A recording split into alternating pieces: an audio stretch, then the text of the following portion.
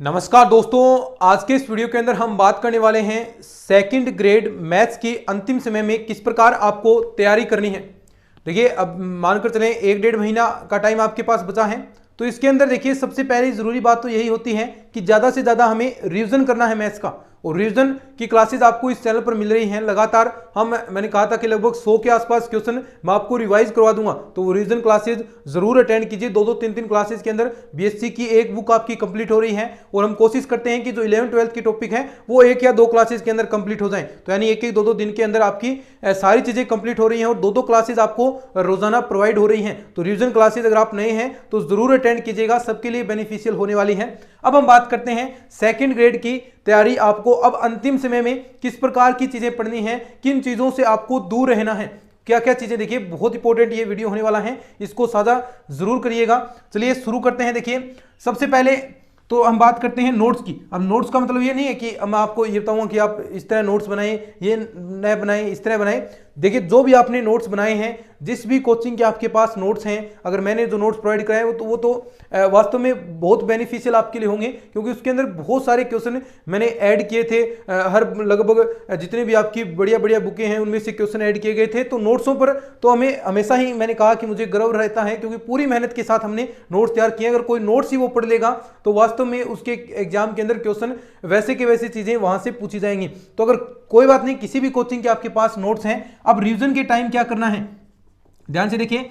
कोई भी टॉपिक आपने रिवाइज किया, कोई भी टॉपिक रिवाइज किया, आपने फर्स्ट ग्रेड का पेपर देखा होगा, जितने ज्यादा किसी दोस्त को फॉर्मूले याद हैं, कितने ज्यादा आपको अगर स्टेटमेंट्स याद हैं बीएससी वाली बुकों के, तो वो क्वेश्चन लगभग वो अटेम्प्ट करके आए हैं। तो इन्हीं चीज पर आपको फोकस करना है, रिवीजन करें, पढ़ें अच्छे से, लेकिन इसके साथ साथ जो मैंने प्रूफ कराए हैं चीजें उन पर ध्यान नहीं देना। अब आपको फॉर्मूलों पर ध्यान देना है, तो एक हाईलाइटर जरूर रखिएगा और जो भी आपके फॉर्मूले हैं उनको हाईलाइट कर देना, ठीक है। उन फॉर्मूलों को हाईलाइट, साथ में पढ़ा, साथ में याद किया और उस फॉर्मूले को हाईलाइट किया। इससे बेनिफिट क्या होगा, इससे बेनिफिट ये होगा कि जब आप अंतिम समय में रिवीजन करेंगे तो वो केवल मात्र उन फॉर्मूलों पर आपका फोकस रहेगा, उन जरूरी बातों पर आपका फोकस रहेगा जहां से क्वेश्चन पूछे जाते हैं। अगर फॉर्मूले और स्टेटमेंट याद है तो वास्तव में आपका रिवीजन सुपरफास्ट तरीके से, यानी लगभग 10 दिनों के अंदर ही आप पूरा मैथ का रिवीजन कर सकते हैं। तो इस बात का विशेष ध्यान में रखें, नोट्स के अंदर रिवीजन करें तो हाईलाइटर आपके पास होना चाहिए और उससे आप हाईलाइट करेंगे,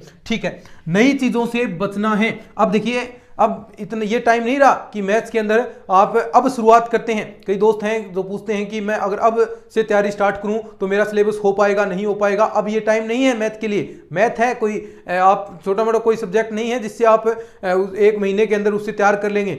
आपने जो 7-8 सालों के अंदर जो मैथ्स पढ़ा है वो आप 1-1.5 महीने के अंदर तैयार नहीं कर सकते। तो ये सब मिथ्या होगी अगर मैं कहूँ कि आप तैयारी कर सकते हैं, मुझसे पढ़ें, ये मेरी क्लासेस देखें, तो ये बिल्कुल वहम है। 1-1.5 महीने के अंदर कुछ नहीं हो सकता।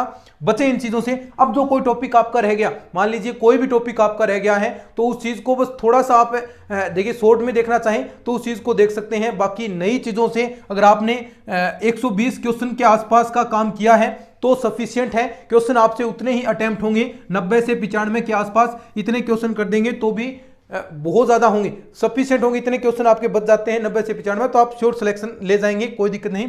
इतना मैटर किया है तो भी बहुत अच्छी बात है। देखिए ज्यादा होगा ही नहीं, 150 क्वेश्चन तो आप करेंगे, कोई बेनिफिट नहीं। आपको आते हैं तो भी वो क्वेश्चन रहेंगे, सीधी सी बात है, आते हैं तो भी वो क्वेश्चन रहेंगे, होंगे नहीं। तो बेवजह का चीजें नहीं करनी चाहिए। मैंने आपको हालांकि 140 क्वेश्चन के आसपास का काम मैंने क्लासेस के अंदर करवाया था। अगर कोई लगातार जो प्रीवियस स्टूडेंट मुझे शुरू से जुड़े हैं, बाद में जुड़े हैं, तो उनको पता भी होगा कि हमने कितना बेहतरीन काम किया था। दूसरी बात, शिक्षण विधियां मैंने पूरी कंप्लीट कराई है। टीचिंग मेथड्स आज तक आपको ऐसी क्लासेस यूट्यूब पर नहीं मिलेगी, ये 100% बात कहता हूं मैं। और टीचिंग मेथड्स में आप देखिए क्वेश्चन, टीचिंग मेथड्स में मैं ये नहीं कहता कि आप 20 में से 20 सही कर देंगे, लेकिन ये चीज जरूर करें। कई बार स्टूडेंट छोड़ देते हैं कि टीचिंग मेथड्स कैसे होंगे, मैथ हमारा अच्छा है, टीचिंग मेथड्स हमें नहीं आते।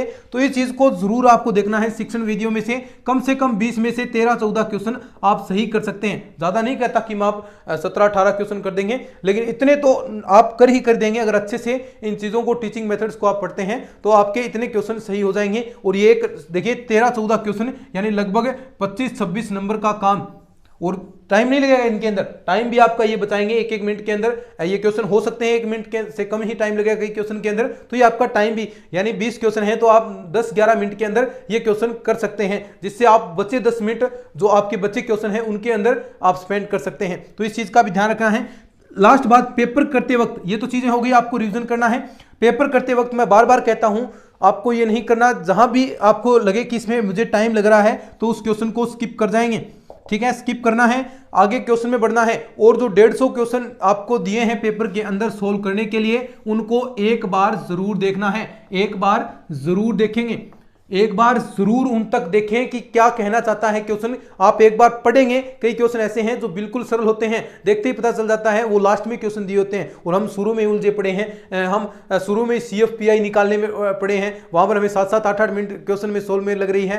तो वो चीजें आपका टाइम वेस्ट करती हैं और क्वेश्चन ऐसे दिए जाते हैं कि स्टूडेंट इनको करे, इनमें टाइम खपाए ताकि वो जो सिंपल क्वेश्चन है वो रह जाए। आपको ऐसी गलती नहीं करनी है, जहां भी टाइम लग रहा है एक बार उस क्वेश्चन को छोड़िए और उसमें आगे वाले में बढ़िए। एक बार 150 क्वेश्चन देखना जरूरी है। अगर आप केवल मात्र 150 क्वेश्चन देख लेते हैं तो भी आप देखिए जो 40% क्राइटेरिया है 60 क्वेश्चन तो ऐसे ही आप कर जाएंगे, वो देखने जरूरी है। तो ये कुछ बेहतरीन बातें आपके साथ मैंने साझा की है सेकंड ग्रेड के लिए। अगर ये बातें कुछ अच्छी लगी हैं, और भी यहाँ पर धीरे धीरे समय समय पर आपको इस तरह के वीडियोस इस चैनल पर मिलते रहेंगे। हमेशा हम आपके लिए कोशिश करते हैं कि कुछ ना कुछ चीजें बेहतरीन आपको यहाँ पर प्रोवाइड कराया जाए। हमने पूरा सिलेबस मैथ का कराया है। अब रिवीजन क्लासेज वास्तव में आपके लिए बेनिफिट होगी, क्योंकि मैं सारे फॉर्मूलेज स्टेटमेंट जो एग्जाम के अंदर आते हैं वो रिवाइज करवा रहा हूँ, और वो उनमें से सीधे सीधे क्वेश्चन एग्जाम के अंदर पूछे जाते हैं। अगर एक बार आपने खुद पढ़ लिया, रिवीजन क्लास देख ली, एक बार और पढ़ लिया, तो कहां भूलोगे चीजें, कहीं नहीं भूलोगे, पहले क्लास में आपने किए हैं। तो यानी ओवरऑल आपकी मैथ्स की तैयारी तो यहां से स्टैंडर्ड की हो रही है। साथ में जीके वाले पर भी पूरा फोकस रखें, क्योंकि वहां भी आपको 40% बनाने हैं, 100 में से 40 क्वेश्चन करने हैं, वो भी आपके लिए जरूरी होगा। और इस बार लग रहा है कि अगर 40% आप करते हैं तो वास्तव में आप एक अच्छी दौड़ में पहुंच सकते हैं, क्योंकि देखिए दोनों में 40% लाना, अब जहां 40% लाना अनिवार्य कर रखा है, वहां स्टूडेंट्स ही नहीं मिल रहे पूरे। तो ये अगर पहला काम यही होना चाहिए कि 40% आपके कैसे बन जाएं। तो चलिए, अगर ये वीडियो अच्छा लगा है तो इसको साझा जरूर कीजिएगा अपने दोस्तों के साथ। चैनल पर नए हैं तो चैनल को सब्सक्राइब कर लेना। मिलते हैं इस तरह की और नई वीडियोस के साथ, तब तक के लिए धन्यवाद। जय हिंद, जय भारत।